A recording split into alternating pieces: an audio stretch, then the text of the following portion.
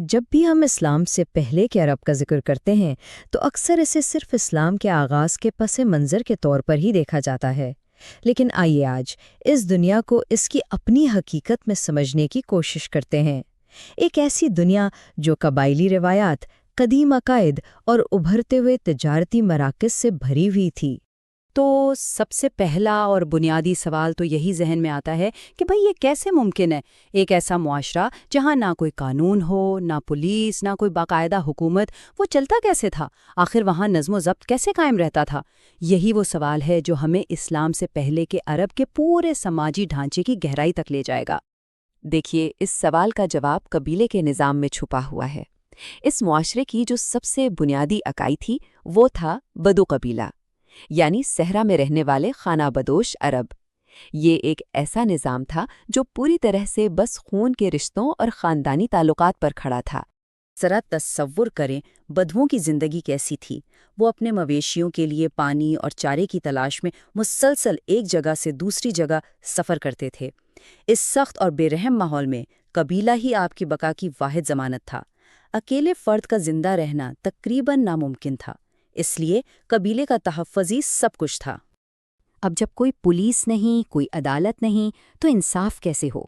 اس کا جواب تھا سعر، یعنی انتقام کا اصول۔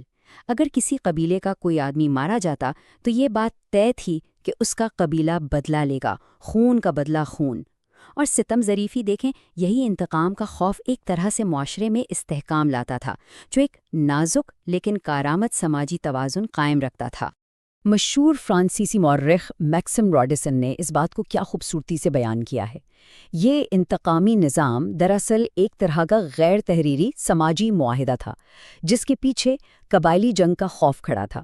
ہر شخص جانتا تھا کہ کسی کو نقصان پہنچانے کا مطلب صرف ایک فرد سے نہیں بلکہ پورے قبیلے سے دشمنی مول لینا ہے۔ اب بات کرتے ہیں اس معاشرے کے ڈھانچے کی، جو مکمل طور پر پدر شاہی تھا۔ عورتوں کے حقوق سمجھے نہ ہونے کے برابر تھے، انہیں جائیداد میں کوئی حصہ نہیں ملتا تھا، اور ان کی سماجی حیثیت تقریباً ایک شے جیسی تھی جسے جنگ میں جیتا جا سکتا تھا یا سامان کے بدلے میں دیا جا سکتا تھا۔ اور اسی سوچ کا نتیجہ تھی اس دور کی ایک سب سے خوفناک رسم، جسے بعد میں قرآن نے جاہلیت یا جہالت کا دور کہا، یعنی بیٹیوں کو زندہ دفن کر دینا۔ اس کے پیچھے یہ خوفناک سوچ تھی کہ بیٹیاں نہ صرف ایک معاشی بوجھ ہیں، بلکہ اگر دشمن قبیلہ انہیں قید کر کے لے گیا تو یہ پورے قبیلے کے لیے ذلت کا باعث بنیں گی۔ لیکن رکیے، عرب کی پوری کہانی صرف صحرا اور خانہ بدوشوں کی نہیں تھی۔ کچھ جغرافیائی طور پر فائدہ مند علاقوں میں ایک بالکل نئی قسم کی زندگی جنم لے رہی تھی، شہری اور مستقل آبادیاں۔ اب ذرا ان دو طرز زندگی کا موازنہ دیکھیں۔ ایک طرف صحرا کی سخت متحرک زندگی تھی، جہاں بقا کا دار و مدار مویشیوں اور قبائلی وفاداری پر تھا۔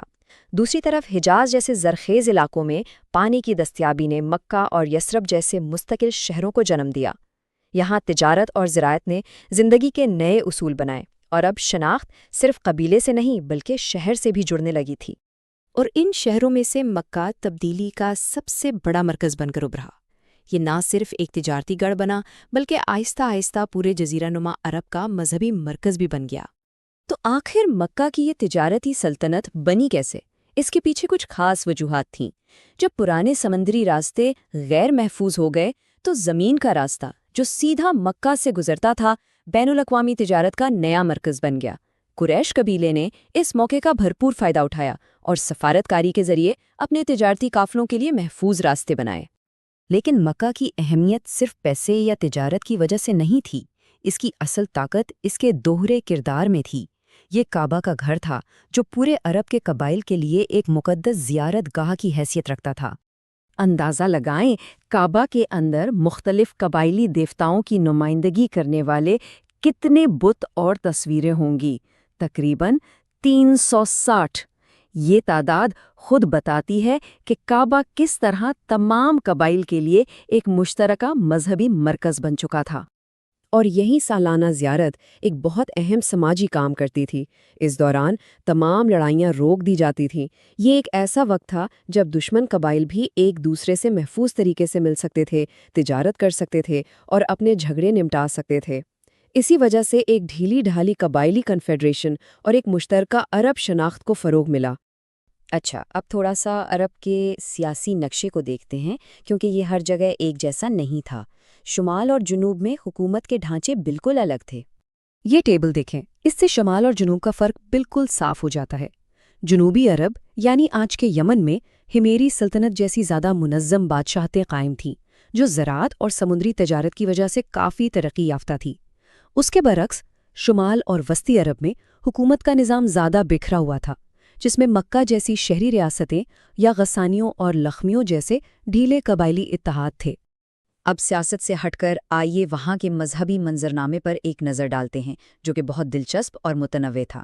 یہ بالکل بھی کسی ایک عقیدے پر مشتمل نہیں تھا۔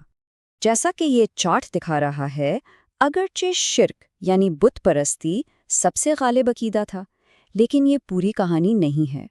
ابراہیمی مذاہب یعنی عیسائیت اور یہودیت کی بھی وہاں ایک بہت اہم اور پرانی موجودگی تھی۔ تو یہ ابراہیمی مذاہب عرب تک پہنچے کیسے؟ دیکھیے، عیسائیت بازنطینی سلطنت کے اثر سے پھیلی، جبکہ یہودیت رومیوں کے ظلم سے بھاگ کر آنے والے یہودیوں کے ذریعے پہنچی۔ ان کے علاوہ حنیفی بھی تھے۔ یہ وہ مقامی لوگ تھے جو بت پرستی کو رد کرتے ہوئے ایک خدا پر یقین رکھتے تھے، لیکن وہ یہودی یا عیسائی نہیں تھے۔ تو اگر ہم پوری تصویر کو جوڑ کر دیکھیں تو ہمیں کیا نظر آتا ہے؟ اسلام سے پہلے کا عرب ایک بہت ہی پیچیدہ دنیا تھی۔ ایک طرف صدیوں پرانی قبائلی روایات اور خونی دشمنیاں تھیں، تو دوسری طرف تجارت اور نئے عقائد کی وجہ سے نئے سماجی دباؤ پیدا ہو رہے تھے۔ اور یہیں ہم اس تجزیے کو ایک آخری سوچنے پر مجبور کرنے والے سوال پر چھوڑتے ہیں۔ ایک ایسی دنیا جو اتنے گہرے تضادات کا شکار ہو، اتنی بٹی ہوئی ہو، آخر ایسی کون سی قوت ہو سکتی تھی جو اس سے متحد کر سکے؟ یہ وہ پس منظر تھا جس میں ایک ایسی تبدیلی آنے والی تھی جو تاریخ کا دھارا ہمیشہ کے لیے بدل دینے والی تھی۔